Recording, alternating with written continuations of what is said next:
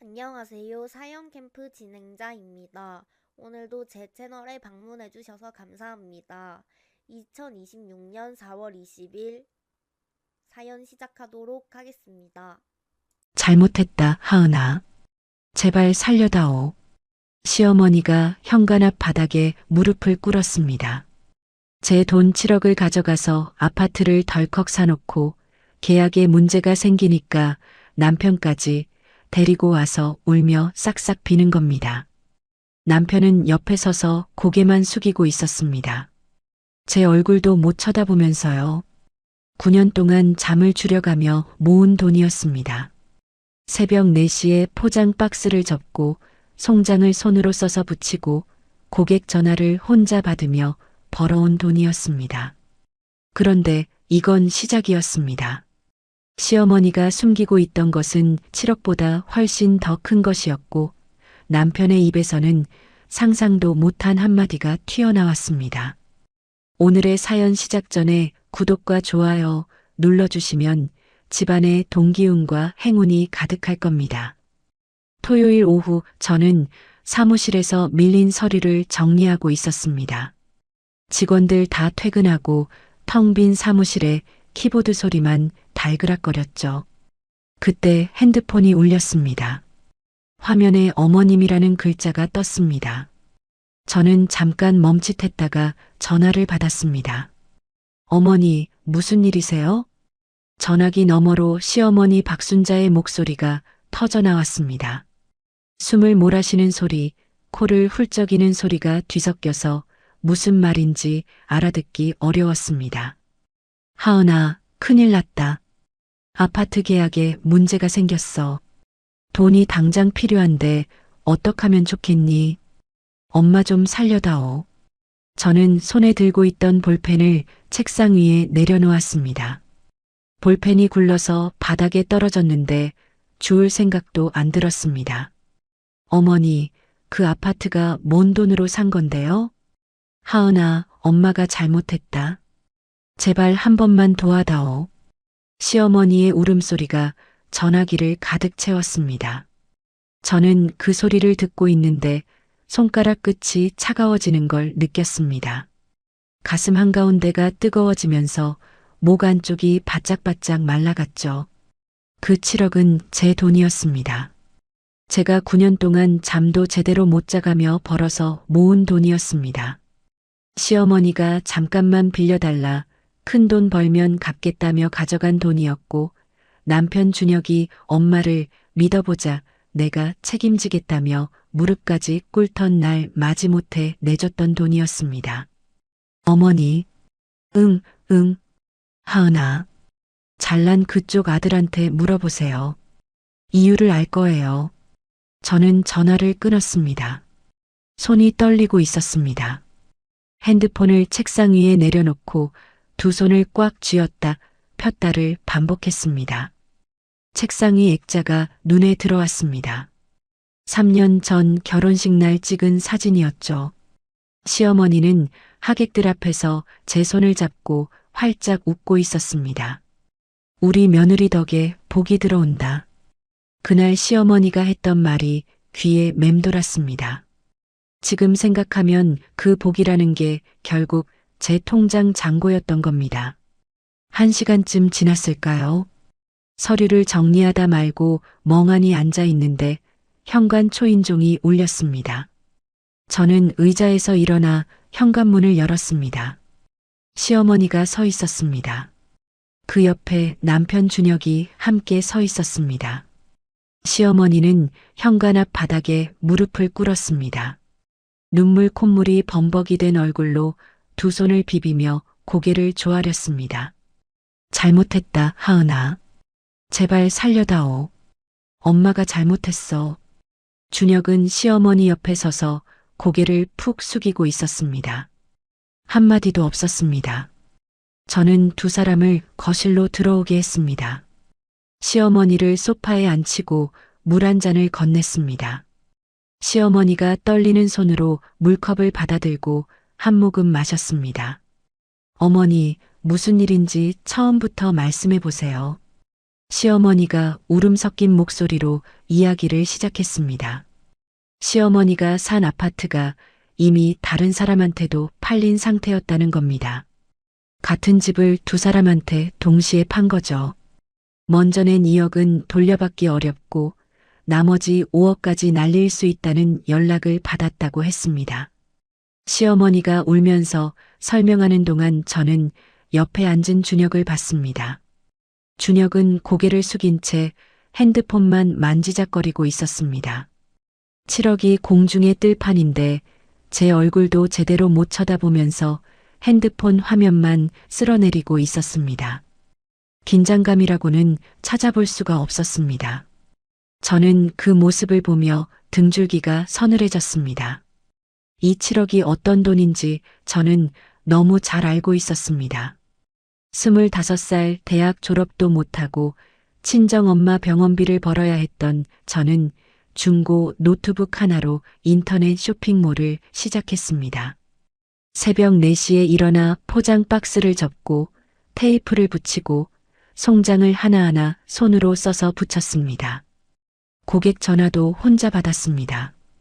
반품이 들어오면 새벽까지 처리하고 눈 붙일 틈도 없이 다음날 주문을 준비했습니다.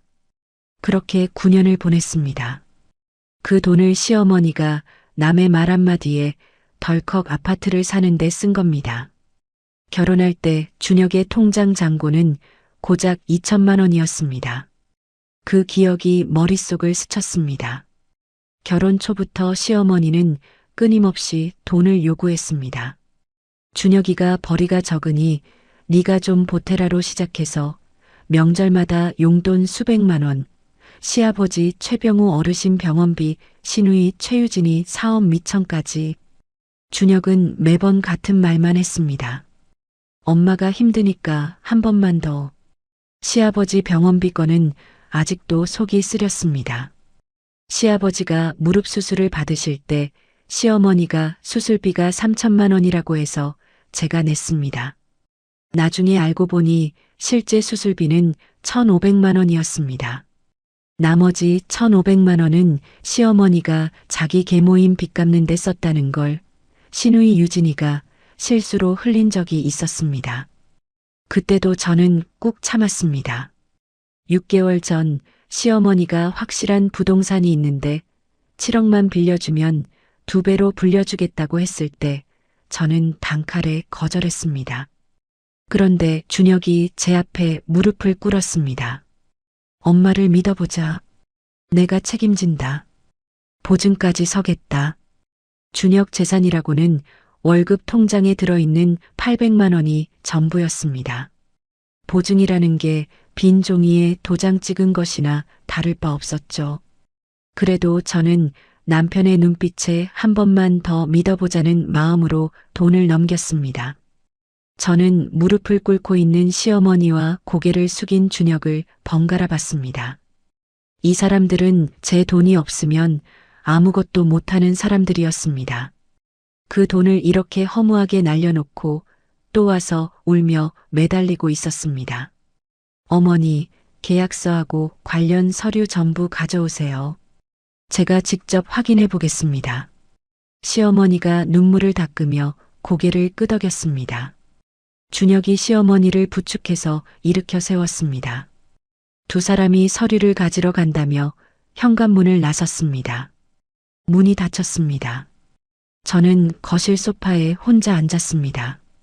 시아버지 병원비 때도 시누이 사업 미천 때도 그리고 이번 7억도 매번 울고 빌면서 가져가 놓고 한 번도 제대로 갚은 적이 없었습니다. 저는 두 손을 무릎 위에 올려놓고 꽉 쥐었습니다. 이번에는 그냥 넘어가지 않겠다고, 내 돈은 반드시 내가 되찾겠다고 다짐했습니다. 다음 날 아침 시어머니가 가져온 서류 뭉치를 거실 바닥에 펼쳐놓았습니다. 계약서, 영수증, 명함, 메모지까지 한 뭉텅이였습니다. 저는 바닥에 무릎을 꿇고 앉아 한 장 한 장 넘기기 시작했습니다. 보면 볼수록 속이 뒤집어졌습니다. 계약서 이름칸에는 시어머니 박순자의 이름이 적혀 있었습니다. 저는 돈만 댔을 뿐 계약 당사자가 아니었습니다. 법적으로 제가 나설 수 있는 자리가 거의 없다는 뜻이었죠. 계약서를 더 자세히 읽어봤습니다. 특약 조항 한 줄이 눈에 걸렸습니다. 사는 사람이 계약을 깨면 계약금 돌려달라고 할 수 없다. 저는 시어머니를 올려다봤습니다. 어머니, 이 조항 읽어보시고 도장 찍으신 거예요? 시어머니가 눈을 피하며 입술을 달싹였습니다. 그게 태식 씨가 형식적인 거라고, 다 그렇게 하는 거라고 해서. 이게 형식적인 거예요? 이 한 줄 때문에 2억을 돌려받을 수가 없게 생겼는데요. 시어머니가 고개를 떨궜습니다. 저는 숨을 한번 크게 내쉬고 물었습니다. 이 아파트를 소개해준 사람이 대체 누구예요? 시어머니가 처음에는 아는 사람 소개로라며 우물쭈물했습니다. 저는 서류를 바닥에 탁 내려놓았습니다. 어머니, 지금 속일 때가 아니에요. 7억이 날아갈 판이라고요. 시어머니가 두 손으로 치마를 움켜쥐며 입을 열었습니다. 동네 경로당에서 만난 사람이야. 김태식이라고. 그 사람이 지금 안 사면 한 달 뒤에 3억은 오른다고 했어. 저는 눈을 감았습니다. 시어머니 말로는 김태식이라는 사람이 경로당에 자주 와서 어르신들 사이에서 인기가 좋았다고 했습니다. 간식을 사다 나르고 무료 건강검진을 연결해주고 한 달 넘게 친하게 지낸 뒤에 슬슬 부동산 이야기를 꺼냈다는 겁니다. 저는 준혁을 따로 불러 안방 문을 닫았습니다. 당신이 책임지겠다고 했잖아. 어떻게 할 거야? 준혁은 침대 모서리에 걸터 앉아 손등으로 이마를 문질렀습니다. 나도 몰랐어. 엄마가 알아서 한 거잖아. 뭐? 생각해봐. 네가 돈을 안 빌려줬으면 이런 일도 없었을 거 아니야. 저는 준혁의 얼굴을 똑바로 쳐다봤습니다. 준혁은 제 눈을 피해 고개를 돌렸습니다. 3년 동안 시어머니에게 건넨 돈만 합쳐도 2억이 넘었습니다. 7억까지 포함하면 제 전 재산의 절반이 넘는 돈을 이 집안에 쏟아부었습니다. 돌아온 건 감사 한마디가 아니라 네가 안 줬으면 됐잖아라는 말이었습니다. 저는 손끝이 떨리는 걸 느끼면서 안방 문을 열고 나왔습니다. 그날 저녁 저는 핸드폰을 들고 친정엄마 번호를 한참 들여다봤습니다. 전화를 걸까 말까 손가락이 화면 위에서 멈췄습니다. 친정엄마는 이혼 후 혼자 작은 식당을 하시며 겨우 살림을 꾸리고 계셨습니다. 지금 이 상황을 말씀드리면 당신이 더 힘들어 하실 게 뻔했습니다. 저는 핸드폰을 내려놓았습니다. 그날 밤 서재에 혼자 앉아 통장 정리를 했습니다. 숫자를 하나하나 확인할수록 얼굴이 굳어졌습니다. 회사 운영자금은 빠듯하게 돌아가고 있었고 7억이 묶여버린 지금 다음 달 직원들 월급조차 모자란 상황이었습니다. 저는 계산기를 내려놓고 의자 등받이에 머리를 기댔습니다. 다음 날 점심 회사에서 격리를 맡고 있는 민지가 저를 따로 불렀습니다. 민지는 제가 쇼핑몰을 처음 시작할 때부터 함께한 7년차 동료였습니다. 사장님, 요즘 얼굴이 너무 안 좋아요. 무슨 일 있으세요? 아니야, 괜찮아. 좀 피곤해서 그래. 저는 웃어 보였지만 민지의 눈빛은 믿지 않는 눈빛이었습니다. 그날 오후 시어머니가 계약한 부동산 사무실을 직접 찾아갔습니다. 허름한 건물 2층에 있는 작은 사무실이었는데 문이 잠겨 있었습니다. 유리문 너머로 안을 들여다보니 책상 하나에 서류 몇 장이 전부였습니다. 건물 1층 편의점에 들어가 주인에게 물어봤습니다. 위에 부동산 사무실 언제부터 있었어요? 편의점 주인이 음료수 박스를 옮기다 말고 대답했습니다. 2달 전에 갑자기 들어왔어요. 손님도 거의 없었고 며칠 전부터 사람이 안 보여요. 등골이 서늘해졌습니다. 이건 단순한 실수가 아니라 처음부터 계획된 사기일 수 있다는 생각이 들었습니다. 편의점 주인이 박스를 내려놓으며 한마디를 더했습니다. 그 사무실에 드나들던 사람이 한 명 더 있었는데 키가 크고 마른 남자였어요. 항상 검은 모자를 쓰고 다녔어요. 저는 핸드폰 메모장을 열어 그 내용을 적어뒀습니다. 집에 돌아와 시어머니에게 김태식 연락처로 전화를 걸어봤습니다. 전화는 꺼져 있었습니다. 문자를 보내도 읽히지 않았습니다. 시어머니가 가지고 있는 김태식의 명함에 적힌 회사 번호로도 걸어봤습니다. 결번이었습니다. 저는 명함을 식탁 위에 내려놓고 시어머니를 봤습니다. 어머니, 이거 사기당하신 거예요. 경찰에 신고해야 해요. 시어머니의 표정이 갑자기 바뀌었습니다.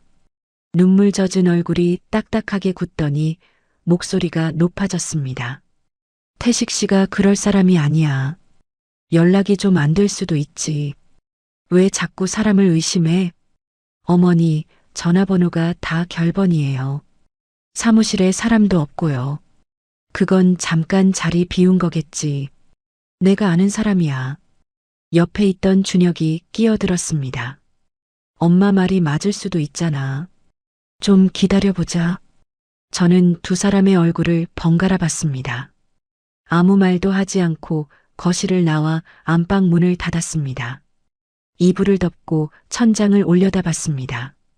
이 집안에서 제 편은 아무도 없었습니다. 7억이 사기로 날아갈 판인데 남편이라는 사람은 엄마 비위 맞추기에 바빴습니다. 저는 혼자서 이 수렁에서 빠져나갈 길을 찾아야 했습니다. 이불 위에 올려놓은 두 손을 꽉 쥐었습니다. 다음 날 아침 저는 시어머니와 준혁의 반대를 무시하고 혼자 경찰서에 갔습니다. 민원 접수 창구에서 번호표를 뽑고 플라스틱 의자에 앉아 기다렸습니다. 번호가 불리자 담당 경찰 앞에 앉아 서류를 내밀었습니다.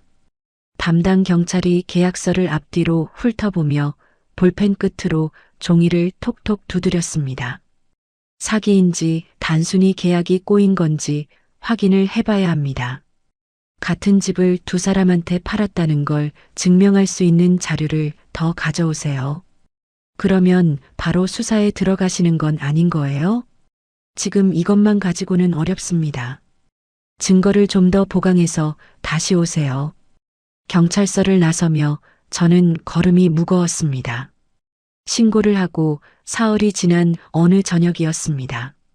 현관 초인종이 울려서 문을 열었더니 낯선 남자 두 명이 서 있었습니다. 한 명은 덩치가 크고 다른 한 명은 서류 봉투를 들고 있었습니다. 순자 여사님 댁이죠? 어머니 찾으시는 건 무슨 일이세요? 덩치 큰 남자가 한 발짝 앞으로 나서며 말했습니다. 아직 안 내신 돈이 1억 5천만 원 있습니다. 빨리 안 내시면 법대로 처리하겠습니다. 서류 봉투를 들고 있던 남자가 봉투를 제 쪽으로 내밀었습니다. 여기 서류 놔둘 테니까 확인하세요. 두 사람은 그 말만 남기고 돌아갔습니다. 저는 현관문을 닫고 봉투를 뜯었습니다. 안에 내용 증명이라고 적힌 문서가 들어 있었습니다. 안 낸 돈에 대한 벌금 3천만 원을 추가로 내라는 내용이었고 보낸 곳 이름은 김태식이 아니라 주성개발이라는 처음 듣는 회사였습니다. 저는 시어머니를 거실로 불렀습니다. 어머니, 저한테 말씀하신 건 계약금 2억하고 나머지 5억 뿐이었잖아요. 1억 5천만 원은 뭐예요? 시어머니가 소파 쿠션을 양손으로 움켜쥐며 울기 시작했습니다. 태식 씨가 그건 나중에 자기가 해결해 준다고 해서 따로 얘기 안 한 거야. 그러면 이 거래에 엮인 돈이 7억이 아니라 8억 5천만 원이라는 거잖아요. 어머니, 노후 자금 1억 5천까지 다 들어간 거예요? 시어머니가 고개를 끄덕였습니다. 저는 눈앞이 깜깜해졌습니다. 이틀 뒤에 더 큰 일이 터졌습니다. 준혁의 회사 동료 박재호에게서 전화가 왔습니다. 형수님, 저 준혁이 회사 동료 박재호입니다. 준혁이한테 빌려준 3천만 원 때문에 전화드렸는데요.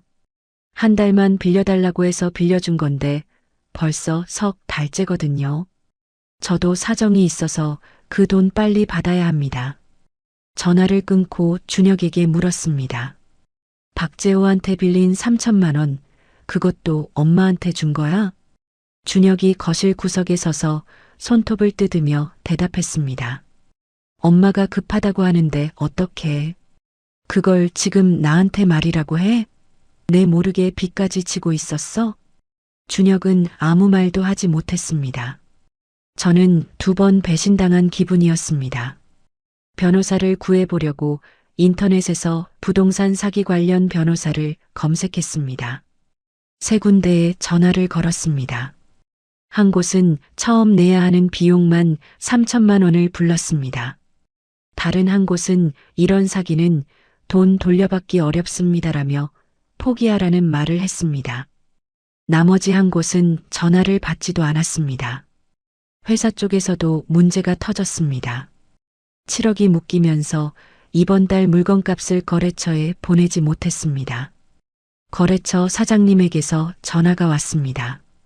사장님, 돈이 이번 달 안에 안 들어오면 다음 달부터 거래 끊겠습니다. 전화를 끊고 사무실 의자에 앉아 있는데 민지가 문을 두드렸습니다. 민지가 문을 열고 들어와 제 앞에 섰습니다. 사장님, 다음 달 직원 월급까지 계산하면 통장에 1,200만 원이 모자랍니다. 민지가 잠깐 말을 멈추고 저를 들여다봤습니다. 무슨 일인지 모르겠지만 제가 도울 수 있는 거 있으면 말씀해 주세요. 저는 민지에게 처음으로 시어머니 건을 간략하게 털어놓았습니다. 말하는 도중에 목이 메어서 물을 한 모금 마셨습니다. 민지는 제 이야기를 다 듣고 한참 동안 아무 말 없이 서 있었습니다. 그러다 고개를 한번 끄덕이고 입을 열었습니다. 사장님, 저 7년 동안 사장님이 이 회사 키우려고 얼마나 고생했는지 옆에서 다 봤어요. 제가 어떻게든 돕겠습니다. 당장 줄일 수 있는 지출 항목부터 정리해 볼게요. 민지가 나간 뒤 저는 의자 팔걸이를 꽉 잡았습니다. 고맙기도 하고 미안하기도 했습니다. 그 즈음 남편 사촌 형수 윤서인에게서 전화가 왔습니다. 하은아, 시어머니가 동네방네 내 흉을 보고 다녀. 우리 며느리가 돈이 많은데 안 도와준다고. 가만히 있으면 안 돼. 증거라도 모아둬. 저는 전화를 끊고 준혁에게 갔습니다. 당신 엄마가 뒤에서 나를 깎아내리고 다닌다면서 이래도 엄마 편만 들 거야? 준혁의 눈이 잠깐 흔들렸습니다. 입술이 실룩거리다가 결국 나온 말은 똑같았습니다. 엄마가 원래 그런 사람 아니야. 지금 너무 힘드니까 그런 거지. 좀 이해해. 저는 준혁의 얼굴을 한참 들여다봤습니다. 더 이상 할 말이 없었습니다. 돌아서서 서재로 들어갔습니다. 그날 밤 서재 책상에 앉아 회사 통장 잔고와 밀린 거래처, 대금 목록을 번갈아 봤습니다. 숫자들이 눈앞에서 흐릿하게 번졌습니다. 처음으로 이혼이라는 단어가 머릿속을 지나갔습니다. 지금 이 상황에서 내 돈을 되찾을 수 있는 방법이 정말 있기는 한 건지 저는 두 손으로 얼굴을 감쌌습니다. 다음 날 오전 밀린 거래처, 대금을 어떻게든 해결해 보려고 은행을 찾아갔습니다. 대출 상담 창구 앞에서 번호표를 뽑고 의자에 앉았습니다. 순서를 기다리는 동안 거래처 사장님에게 전화가 왔습니다. 네, 사장님. 이번 주 안으로 반드시 보내드리겠습니다. 죄송합니다. 전화를 끊고 핸드폰을 무릎 위에 올려놓았을 때 옆자리에 앉아있던 남자가 조심스럽게 말을 걸었습니다. 실례지만 혹시 부동산 때문에 같은 집이 2번 팔린 문제 아닙니까? 저는 고개를 돌려 그 사람을 봤습니다. 30대 후반쯤으로 보이는 남자였습니다. 깔끔한 셔츠에 서류 가방을 무릎 위에 올려놓고 있었습니다. 네, 어떻게? 전화 내용이 좀 들려서요. 죄송합니다. 저는 변호사 강도윤이라고 합니다. 부동산 사기 쪽을 전문으로 하고 있어요. 저는 경계하는 눈빛으로 강도윤을 봤습니다. 강도윤이 서류 가방에서 명함을 꺼내 두 손으로 건넸습니다. 다른 부동산 사기 피해자분의 통장 거래 내역을 은행에 요청하러 왔습니다. 혹시 괜찮으시면 이야기를 좀 들어봐도 될까요? 저는 잠깐 망설이다가 고개를 끄덕였습니다. 은행 일을 마치고 근처 카페로 자리를 옮겼습니다. 아메리카노 두 잔을 사이에 놓고 마주 앉았습니다. 강도윤이 먼저 입을 열었습니다. 저희 아버지가 비슷한 일을 당하셨어요. 부동산 사기에 전 재산을 잃으셨습니다. 그때 저는 아무것도 해줄 수가 없었어요. 그래서 이쪽을 전문으로 하게 됐습니다. 저는 커피잔을 감싼 채 시어머니의 아파트 건을 처음부터 끝까지 이야기했습니다. 강도윤은 메모를 하면서 중간중간 고개를 끄덕였습니다. 아직 방법이 있을 수 있습니다. 서류를 한번 보여주시겠습니까? 변호사님, 솔직히 말씀드리면 저는 지금 비용을 댈 여유가 없어요. 강도윤이 커피잔을 내려놓고 저를 봤습니다. 아버지가 같은 일을 당했기 때문에 이번 건은 처음 내시는 비용을 최소한으로만 받겠습니다. 대신 돈을 돌려받으면 그때 좀 더 받겠습니다. 다만 조건이 하나 있어요. 조건이요? 제가 시키는 대로 증거를 빠짐없이 모아오셔야 합니다.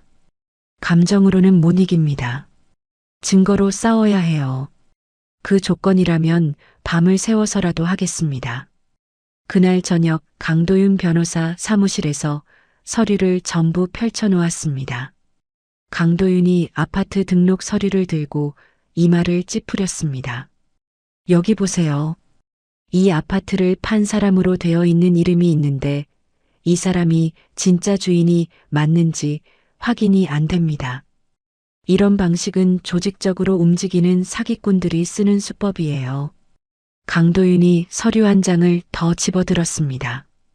이 주성개발이라는 회사, 내용 증명을 보낸 곳이죠? 이 회사가 만들어진 게 겨우 4개월 전입니다. 대표 이름도 김태식이 아니에요. 이런 껍데기 회사를 여러 개 만들어 놓고 돌려가며 사기를 치는 겁니다. 저는 서류를 내려다보며 주먹을 쥐었습니다. 그러면 지금 당장 뭘 해야 하나요?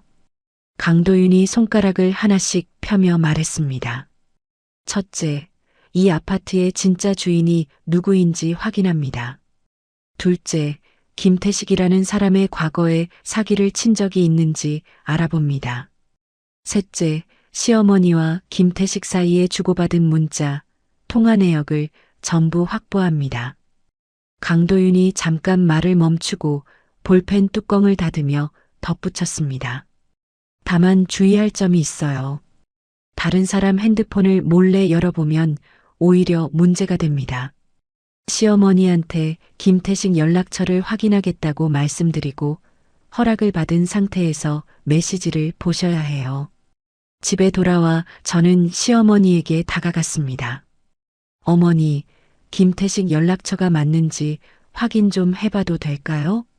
핸드폰 좀 볼게요. 시어머니가 의심 없이 핸드폰을 건넸습니다. 저는 시어머니 앞에 앉아 자연스럽게 화면을 열고 김태식과의 대화방을 찾았습니다. 메시지를 위로 올리며 한 장 한 장 화면을 찍었습니다. 200장이 넘었습니다. 손가락이 빨라졌습니다. 메시지를 읽으면서 온몸에 소름이 돋았습니다. 김태식이 시어머니에게 보낸 메시지가 있었습니다. 며느리한테서 더 받을 수 있지 않아요? 계약 하나 더 하면 2배로 벌 수 있어요. 시어머니의 답장도 있었습니다. 며느리가 돈은 많은데 좀 까다로워서 아들을 시켜서 해볼게. 저는 핸드폰을 들고 있는 손이 굳는 걸 느꼈습니다. 김태식은 처음부터 시어머니를 이용해서 제 돈을 노리고 접근한 것이었습니다. 시어머니가 완전히 속은 것일 수도 있지만 제 돈을 빼내는데 앞장선 건 사실이었습니다. 시어머니에 대한 마지막 남은 안쓰러운 마음이 사라졌습니다. 강도윤 변호사 쪽에서도 조사 결과가 나왔습니다. 김태식은 가짜 이름이었습니다. 과거에도 같은 수법으로 3건이나 사기를 쳐서 한 번 걸린 적이 있는 사람이었습니다.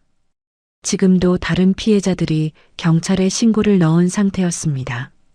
피해자는 2명 더 있었는데 한 명은 은퇴한 60대 교사이고 다른 한 명은 퇴직금을 투자한 50대 부부였습니다. 다 합치면 피해 금액이 15억이 넘었습니다. 저는 이 소식을 듣고 시어머니를 다시 불러앉혔습니다. 어머니, 김태식은 사기꾼이 맞아요. 전에도 사기를 친 적이 있고 다른 피해자도 있어요. 이제라도 저한테 숨긴 거 다 말씀하세요. 시어머니의 얼굴이 하얗게 질렸습니다. 입술이 파르르 떨리더니 처음으로 솔직하게 말하기 시작했습니다. 사실은 태식 씨가 다른 계약을 하나 더 준비하고 있었어. 이번에는 내 회사 통장에서 바로 돈을 빼려고 했어. 회사 도장이랑 서류를 구해달라고 했어. 뭐라고요? 내 서재 서랍에 도장이 있는 거 확인해뒀어. 다음 주에 네가 출장 가면 그때 가져다 주겠다고 약속했어. 저는 2다리에서 힘이 빠졌습니다. 소파 팔걸이를 잡고 겨우 몸을 지탱했습니다. 일주일만 늦게 알았어도 회사가 통째로 넘어갈 뻔한 상황이었습니다. 저는 바로 서재로 가서 회사 도장과 중요 서류를 전부 꺼내 가방에 담았습니다. 다음 날 아침 출근하자마자 회사 금고에 넣고 민지를 불렀습니다. 민지야, 앞으로 나 말고 다른 사람이 회사 도장이나 서류를 달라고 하면 절대 주지 마. 누구라도. 민지가 고개를 끄덕이며 대답했습니다. 알겠습니다, 사장님. 그날 밤 강도윤 변호사와 전화로 앞으로의 방법을 상의했습니다. 저는 결심했습니다. 시어머니 눈치도 준혁 비위도 더 이상 맞추지 않겠다고.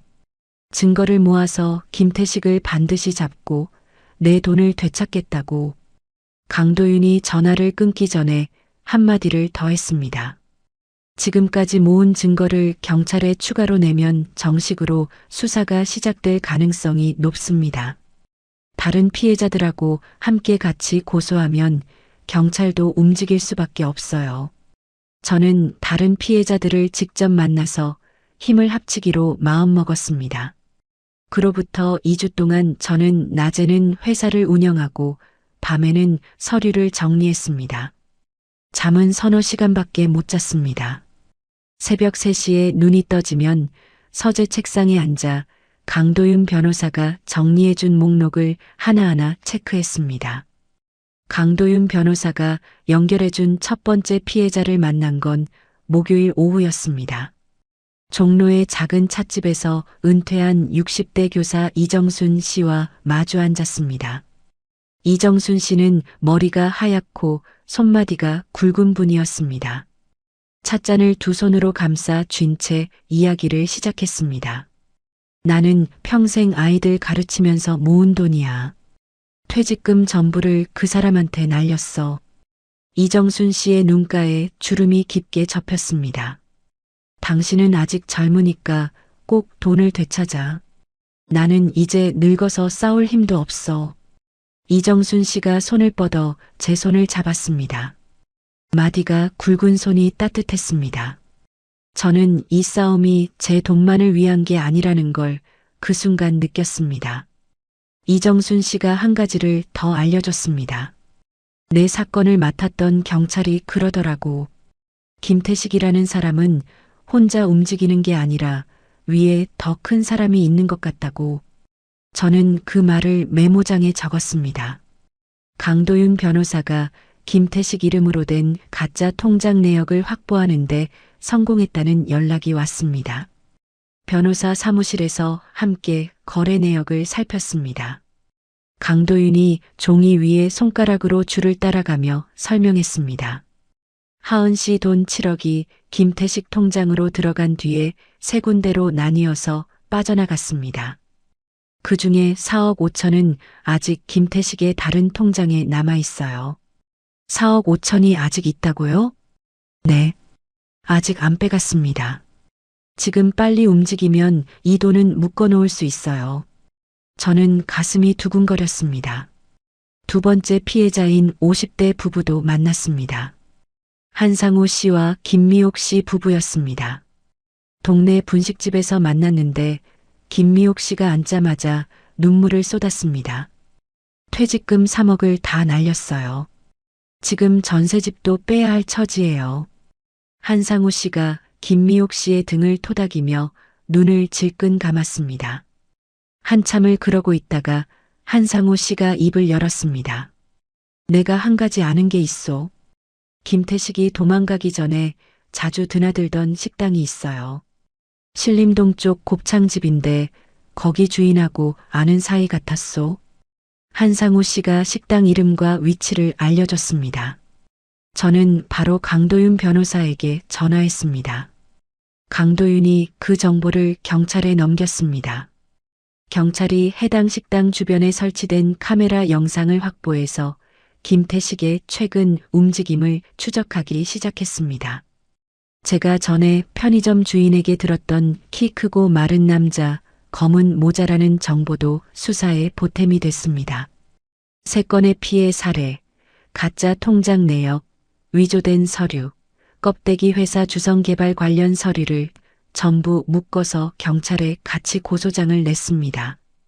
경찰이 드디어 사기 혐의로 정식 수사에 들어갔습니다. 일주일 뒤였습니다. 강도윤 변호사에게서 전화가 왔습니다. 저는 변호사 사무실 의자에 앉아 있었습니다. 하은 씨, 김태식이 숨어있던 지방 모텔에서 잡혔습니다. 저는 전화기를 귀에 대고 아무 말도 못했습니다. 눈에서 물이 쏟아졌습니다. 참고 참았던 것이 한꺼번에 터져 나왔습니다. 의자 팔걸이를 잡고 고개를 숙인 채 한참을 울었습니다.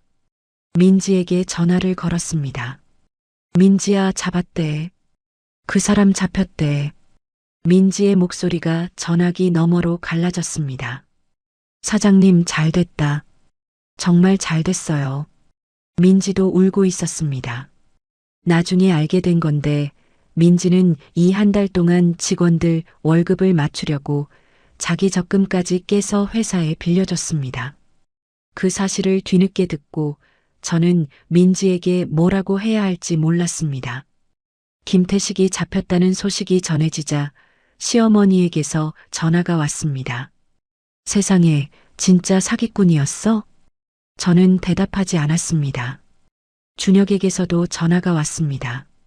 준혁의 목소리가 떨리고 있었습니다. 미안하다. 내가 잘못했다. 저는 그 말을 듣고도 예전처럼 괜찮다고 말할 수가 없었습니다. 전화를 끊고 핸드폰을 책상 위에 내려놓았습니다.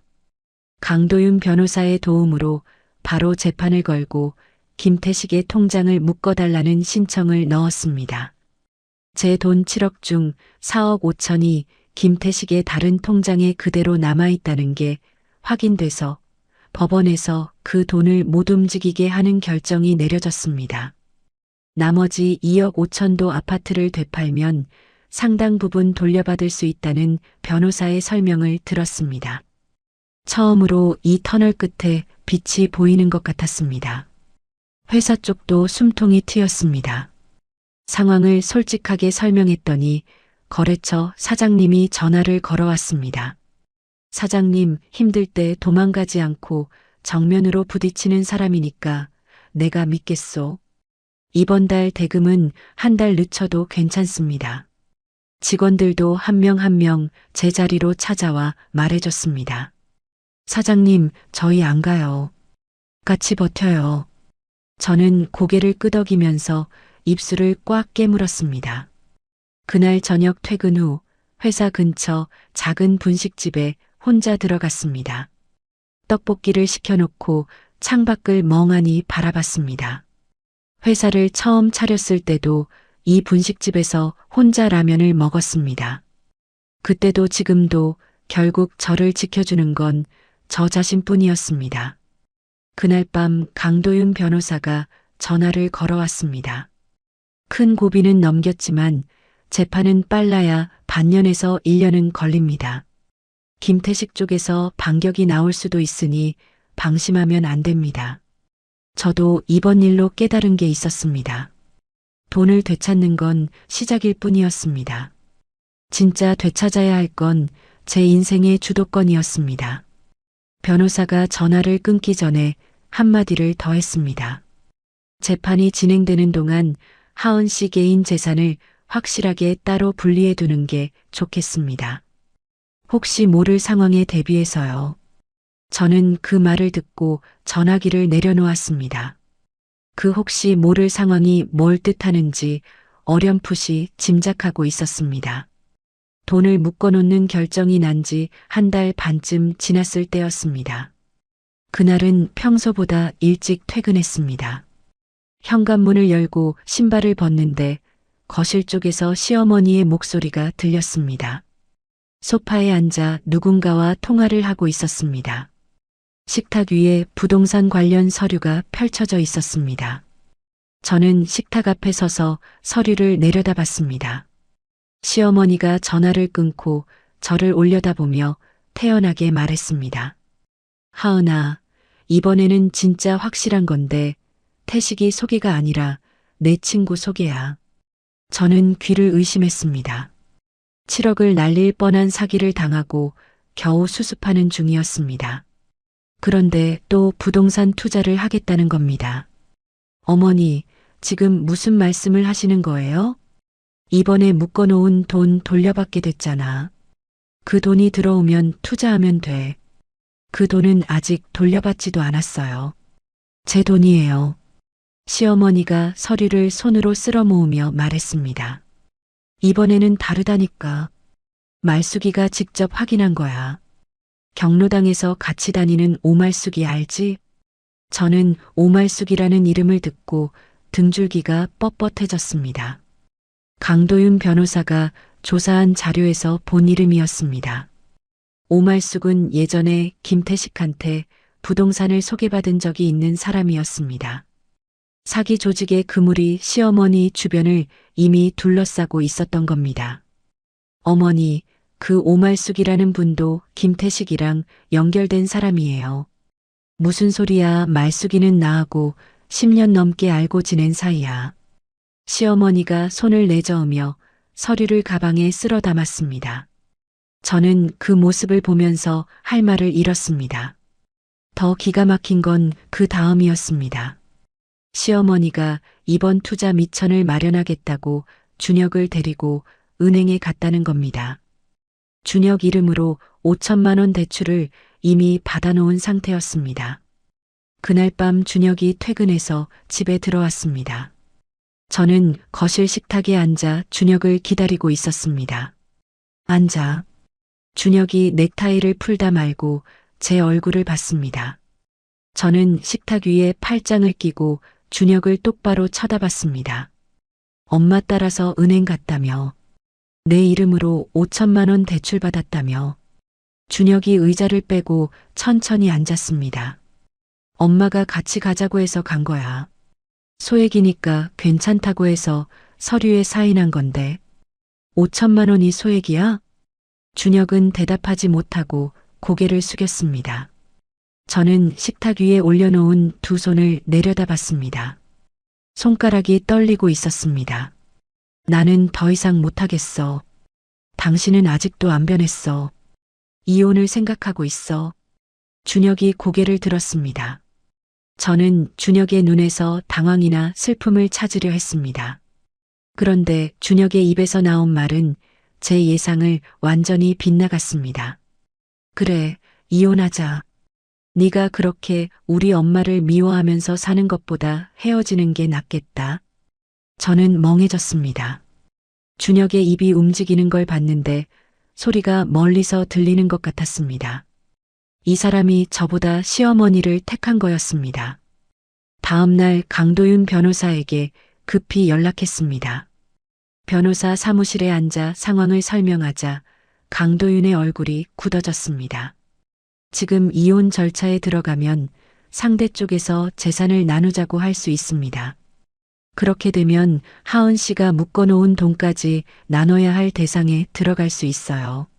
강도윤이 책상 위에서 볼펜을 집어들며 말을 이었습니다. 준혁 씨가 이혼을 저렇게 쉽게 받아들인 게 이상합니다. 시어머니가 뒤에서 부추겨서 이혼 뒤에 재산을 뜯어내려는 것일 수도 있어요. 저는 등받이에 기대며 눈을 감았습니다. 생각해보면 평소 마마보이인 준혁이 엄마 상의 없이 이혼을 결정했을 리가 없었습니다. 이혼 쪽은 제 전문이 아니라서 믿을 만한 이혼 전문 변호사를 한 분 소개해드리겠습니다. 이틀 뒤 강도윤의 소개로 이혼 전문 변호사 한지영을 만났습니다. 한지영 변호사는 안경을 쓴 마른 체형의 여자였습니다. 제 이야기를 메모하면서 듣더니 볼펜을 내려놓고 말했습니다. 핵심은 결혼 전에 만든 재산과 결혼 뒤에 만든 재산을 확실하게 나누는 겁니다.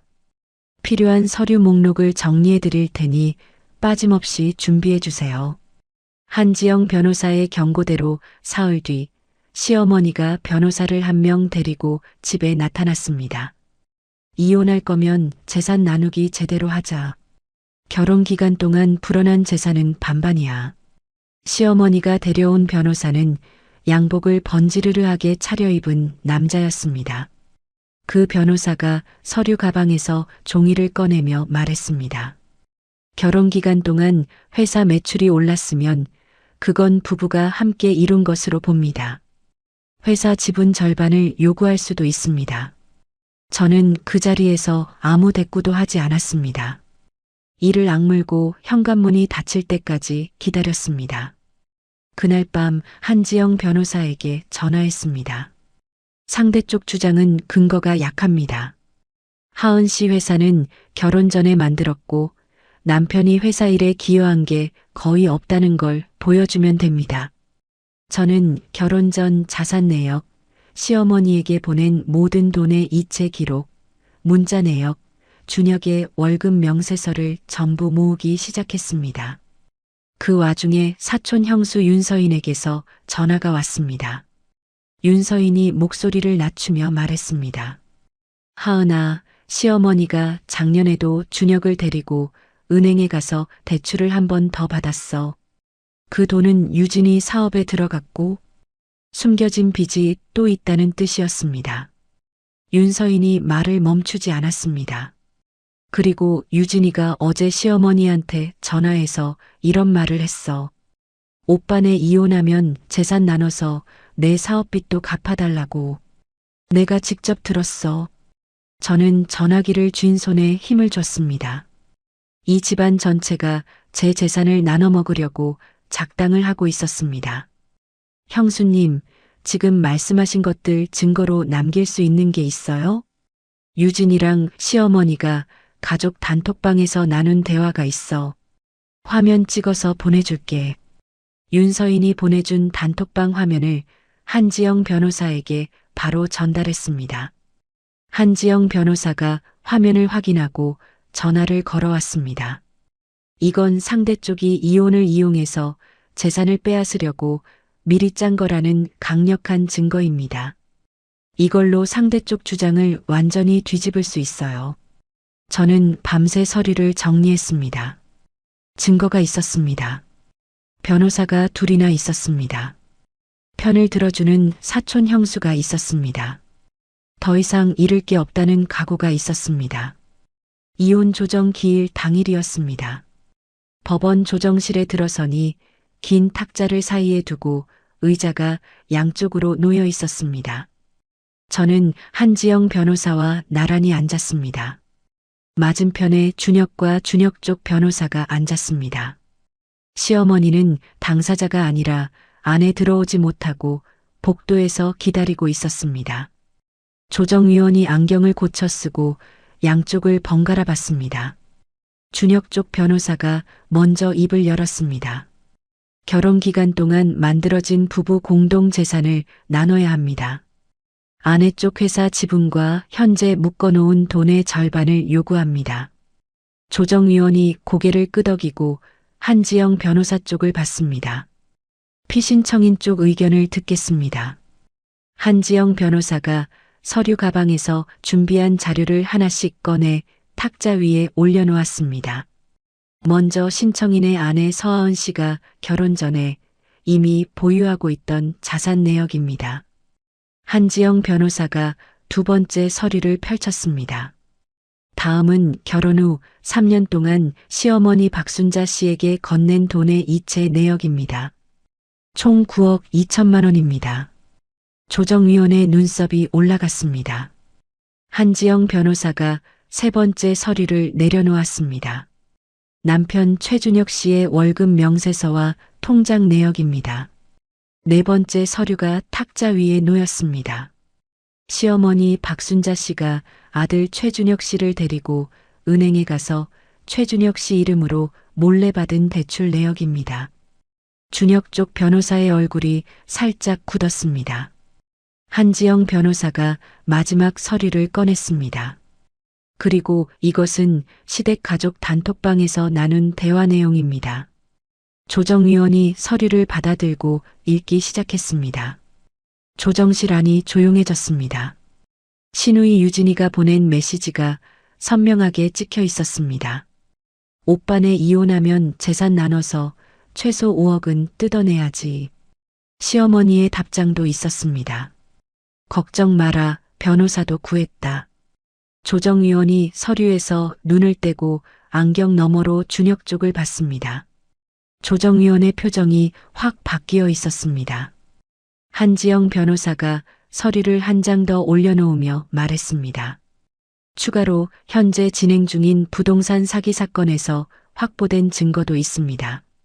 시어머니 박순자 씨와 사기범 사이에 주고받은 메시지인데요. 사기범이 며느리한테서 더 뽑아내라고 한 내용이 있고 박순자 씨가 아들을 시켜서 해보겠다고 답한 내용이 있습니다. 조정위원이 자료를 한 장씩 넘기며 한참을 읽었습니다. 준혁은 고개를 숙이고 있었습니다. 준혁 쪽 변호사가 넥타이 매듭을 고쳐 잡으며 가만히 앉아 있었습니다. 조정위원이 입을 열었습니다. 이거는 부부가 함께 재산을 만든 것으로 보기 어렵습니다. 오히려 아내 쪽이 가지고 있던 재산이 시어머니를 통해 빠져나간 정황이 뚜렷합니다. 준혁 쪽 변호사가 서류를 챙기며 의자를 뒤로 빼었습니다. 조정을 중단하겠습니다. 그때 준혁이 갑자기 입을 열었습니다. 잠깐만요. 준혁이 의자에서 일어섰습니다. 준혁 쪽 변호사가 당황한 얼굴로 준혁의 소매를 잡아 끌었습니다. 준혁이 그 손을 뿌리쳤습니다. 조정위원님, 저는 아내한테 재산을 나눠달라고 하지 않겠습니다. 제가 잘못했습니다. 준혁이 저를 봤습니다. 눈이 빨갛게 충혈되어 있었습니다. 하은아, 내 말이 전부 맞았어. 미안하다. 조정실이 잠깐 고요해졌습니다. 나중에 안 사실인데 준혁이 그날 태도를 바꾼 건 전날 밤 시아버지 최병우 어르신 때문이었습니다. 사촌 형수 윤서인을 통해 모든 상황을 뒤늦게 알게 된 시아버지가 처음으로 아들에게 전화를 해서 소리를 지르셨다고 합니다. 내 어미가 하는 짓이 사람 도리가 아니다. 며느리한테 그러면 안 돼. 네가 남자답게 굴어라. 평소 과묵하시던 분이 아들에게 호통을 친 건 그때가 처음이었다고 합니다. 조정이 끝나고 법원 복도로 나왔습니다. 준혁이 복도 한쪽에 서 있었습니다. 저도 멈춰 섰습니다. 이혼 서류에 사인하겠다. 재산도 요구 안 한다. 대신 한 가지만 부탁하자. 엄마를 고소하지는 마. 엄마가 한 짓은 내가 갚겠다. 저는 한참 동안 아무 말도 하지 못했습니다. 복도 창문으로 들어오는 오후 햇살이 바닥에 길게 깔려 있었습니다. 고소는 안 할게요. 대신 다시는 저한테 연락하지 마세요. 목이 메었습니다. 입술을 꽉 깨물었습니다. 복도 끝에서 시어머니가 뛰어왔습니다. 준혁이 시어머니를 마주보고 말했습니다. 엄마, 재산 나누기 안 한다고 했어. 나 때문에 하은이가 너무 많이 힘들었어. 시어머니가 준혁의 등짝을 손바닥으로 내리치며 소리쳤습니다. 이 바보야, 네가 왜 그래? 그 돈이 얼만데? 저는 그 모습을 봤습니다. 마지막이었습니다. 돌아서서 걸었습니다. 한지영 변호사가 뒤따라오며 말했습니다. 오늘 잘 끝났습니다. 재산 나누기 없이 이혼이 되면 하은 씨 재산은 온전히 지켜집니다. 저는 고개를 끄덕였습니다. 3년이라는 시간이 이렇게 끝나는구나 하는 생각에 법원 계단에 잠시 주저앉았습니다. 치마 위에 올려놓은 두 손을 내려다봤습니다. 결혼 반지가 눈에 들어왔습니다. 반지를 빼서 한참을 들여다봤습니다. 핸드백을 열고 깊숙한 곳에 넣어뒀습니다. 버리지는 못하겠지만 다시 끼지도 않을 거였습니다. 핸드폰에 문자가 와 있었습니다. 사촌 형수 윤서인이었습니다. 하은아, 잘 끝났다며. 정말 다행이다. 네가 이겨서 내가 다 시원하다. 앞으로 좋은 일만 있을 거야. 저는 핸드폰 화면을 들여다보다가 코끝이 찡해졌습니다. 이 힘든 시간 동안 편을 들어준 사람이 시댁에도 한 명은 있었습니다. 이혼 후 6개월이 지났습니다. 강도윤 변호사에게서 전화가 왔습니다. 하은 씨, 1심 판결이 나왔습니다. 묶어놓은 4억 5천은 전액 돌려받게 됐고 아파트 처분 대금으로 1억 8천이 추가로 들어옵니다. 총 6억 3천입니다. 나머지 7천만 원은요? 김태식의 남은 재산 처분이 끝나면 그것도 돌려받을 수 있습니다. 다음 달이면 될 겁니다. 전화를 끊고 저는 사무실 의자에 등을 기대고 천장을 올려다봤습니다. 숨을 깊이 들이쉬었다가 내뱉었습니다. 다른 피해자들 소식도 들려왔습니다. 이정순 씨에게서 직접 전화가 왔습니다. 이정순 씨의 목소리가 전화기 너머로 밝게 울렸습니다. 하은 씨, 나도 퇴직금 절반 정도를 돌려받았어. 시골에 작은 집을 하나 구했다. 하은 씨 덕분이야. 고마워. 선생님이 용기 내서 같이 싸워주셨잖아요. 제가 더 감사하죠. 아이고, 내가 뭘 했다고. 몸 건강해야 해. 밥 잘 챙겨 먹고. 전화를 끊으며 저는 이 싸움을 포기하지 않기를 정말 잘했다고 느꼈습니다. 한상우, 김미옥 부부는 전셋집을 겨우 지켜냈고 한상우 씨가 아파트 경비원 일을 시작했다는 소식이었습니다.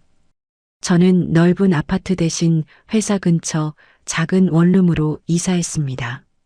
짐이라고는 옷가지 몇 벌과 노트북, 회사 서류 박스 3개가 전부였습니다.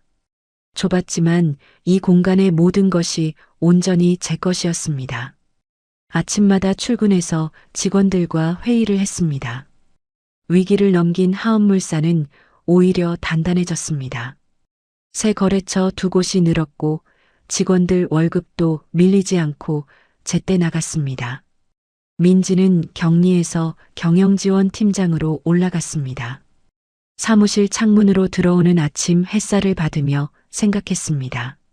제 이름으로 세운 이 회사가 지금 제 인생에서 가장 확실한 것이라고. 퇴근길에 걷다가 문득 준혁이 떠올랐습니다. 사촌 형수 윤서인을 통해 간접적으로 들은 소식이었습니다. 준혁은 시어머니 이름으로 된 빚을 갚으려고 야근과 투잡을 뛰고 있었습니다. 시어머니는 건강이 나빠져서 병원에 다니고 있었고 시누이 유진이는 사업이 망해서 연락을 끊었다고 했습니다. 윤서인이 전화 끝에 한마디를 덧붙였습니다. 준혁이가 요즘 술을 많이 마신대. 내가 왜 그랬을까? 하은이한테 왜 그랬을까? 그 말만 되풀이한다더라. 저는 그 말을 듣고 걸음을 멈췄습니다. 안쓰러운 마음이 스쳤지만 오래가지 않았습니다. 준혁이 스스로 선택한 길이었습니다. 저는 다시 걸음을 옮겼습니다. 시아버지 최병호 어르신이 사촌 형수를 통해 편지를 한 통 보내셨습니다. 봉투를 뜯고 접힌 편지지를 펼쳤습니다. 굵은 글씨로 한 글자 한 글자 또박또박 적혀 있었습니다. 하은아, 우리 집안이 너한테 못할 짓을 했다. 이 늙은이가 제대로 못 막아서 미안하다. 네가 앞으로 잘 되기를 빈다. 저는 편지를 읽으며 눈시울이 뜨거워졌습니다. 이 집안에서 마지막까지 사람 도리를 지킨 분은 시아버지뿐이었습니다. 어느 주말 오랜만에 친정엄마를 찾아갔습니다. 엄마는 여전히 작은 식당에서 일하고 계셨습니다. 문을 열고 들어서자 엄마가 행주로 손을 닦으며 저를 봤습니다. 우리 딸 얼굴이 좀 펴졌네. 저는 엄마 맞은편에 앉아 그동안 말씀 못 드렸던 이야기를 처음으로 꺼내놓았습니다. 시어머니 건 사기당한 일, 이혼한 일까지. 엄마는 가만히 듣고 계셨습니다.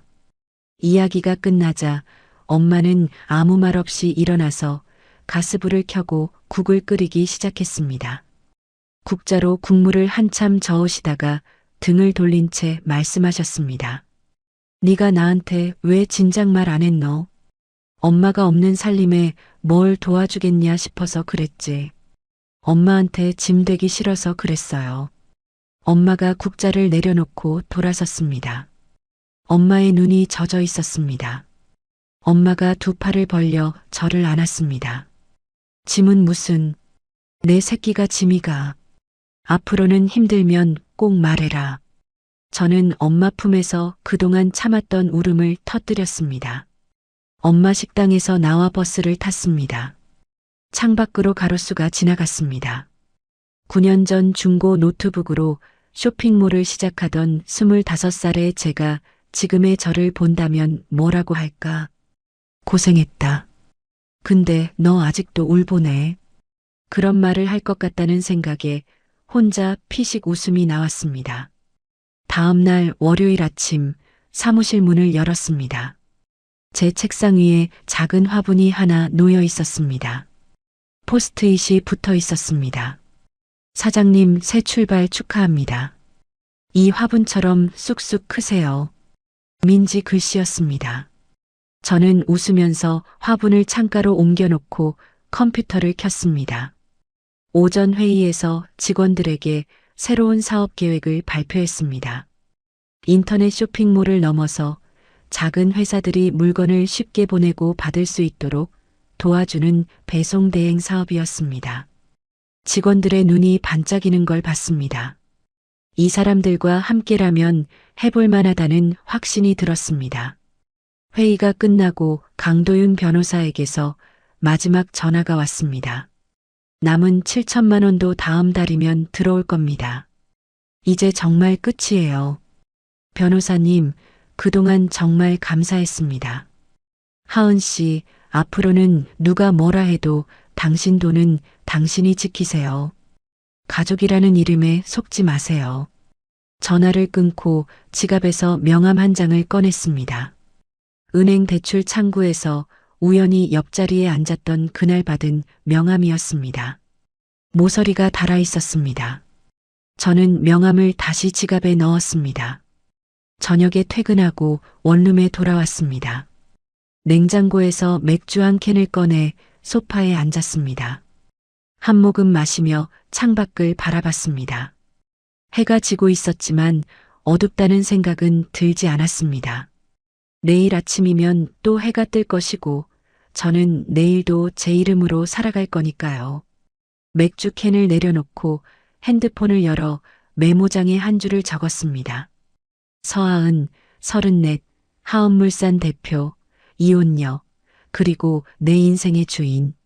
읽으며 혼자 고개를 끄덕였습니다.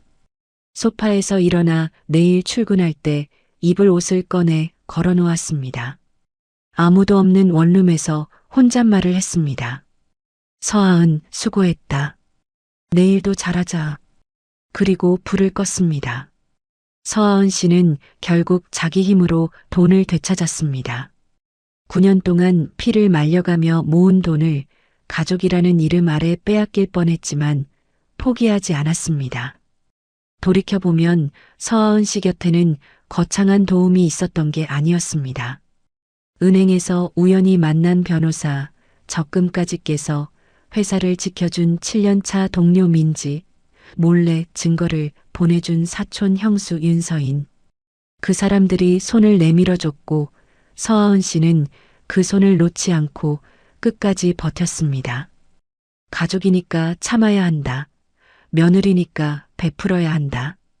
그 말 뒤에 숨어서 한 사람의 인생을 갉아먹는 사람들이 있습니다. 사랑이라는 이름으로, 효도라는 이름으로, 정의라는 이름으로 포장해서 말이죠. 하지만 아무리 가족이라도 내 인생을 대신 살아주지는 않습니다. 내 돈은 내가 지켜야 하고 내 삶은 내가 지켜야 합니다.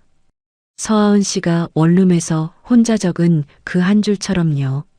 서하은, 34, 하은물산 대표, 이혼녀, 그리고 내 인생의 주인. 혹시 지금 누군가의 눈치를 보느라 자기 자신을 잃어가고 있는 분이 계시다면 이 이야기가 작은 힘이라도 되었으면 좋겠습니다. 이야기를 끝까지 들어주신 분이 계시다면 잘 들었다고 댓글 하나만 남겨주세요.